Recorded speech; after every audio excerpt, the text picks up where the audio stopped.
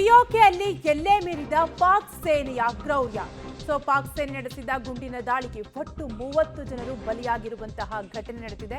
ಅದರಲ್ಲಿ 17 ಜನ ಮಕ್ಕಳಾಗಿದ್ರೆ 7 ಗರ್ಭಿಣಿಯರನ್ನು ಕೂಡ ಬರ್ಬರವಾಗಿ ಹತ್ಯೆ ಮಾಡಲಾಗಿದೆ.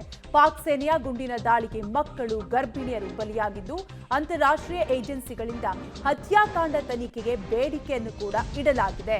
ಒಟ್ಟಾರೆಯಾಗಿ ಪಿಒಕೆಯಲ್ಲಿ ಮಿತಿ ಮೀರಿದೆ ಪಾಕ್ ಸೇನೆಯ ಕ್ರೌರ್ಯ. ಪ್ರತಿಭಟನೆಯನ್ನ ಹತ್ತಿಕ್ಕಲು 14,000 ಸೈನಿಕರನ್ನ ನಿಯೋಜನೆ ಮಾಡಲಾಗಿದೆ. ಜೆಎಎಸ್ಸಿ ಪ್ರತಿಭಟನೆ ಹತ್ತಿಕ್ಕಲು ನಿಯೋಜಕರಾಗಿದ್ದಾರೆ ಸೈನಿಕರು. ಪಿಒಕೆಯಲ್ಲಿ ಇಂಟರ್ನೆಟ್ ಸೇವೆಯ ಮೇಲೆ ನಿರ್ಬಂಧವನ್ನು ಕೂಡ ಈಗಾಗಲೇ ಹೇರಲಾಗಿದೆ. ಗುಂಡಿನ ದಾಳಿಯನ್ನ ಪಾಕ್ ಸಮರ್ಥಿಸಿಕೊಳ್ತಾ ಇದ್ದು ನಮ್ಮ ಸೈನಿಕರ ಮೇಲೆ ಗೆರಿಲ್ಲಾ ಮಾದರಿಯ ದಾಳಿಯಾಗಿದೆ.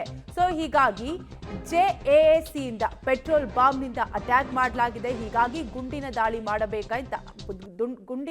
ಮಾಡಬೇಕಾಯ್ತು ಅಂತ ಪಾಕ್ ಸರ್ಕಾರ ಸಮರ್ಥನೆಯನ್ನ ಮಾಡಿಕೊಳ್ತಾ ಇದೆ. ಒಟ್ಟಾರೆಯಾಗಿ ಈ ಗುಂಡಿನ ದಾಳಿಗೆ 30 ಜನರು ಬಲಿಯಾಗಿದ್ದಾರೆ. ಮಕ್ಕಳು ಗರ್ಭಿಣಿಯರು ಬರ್ಬರವಾಗಿ ಹತ್ಯೆಯಾಗಿದ್ದು 17 ಜನ ಮಕ್ಕಳಾಗಿದೆ, 7 ಜನ ಗರ್ಭಿಣಿಯರನ್ನ ಹತ್ಯೆ ಮಾಡಲಾಗಿದೆ.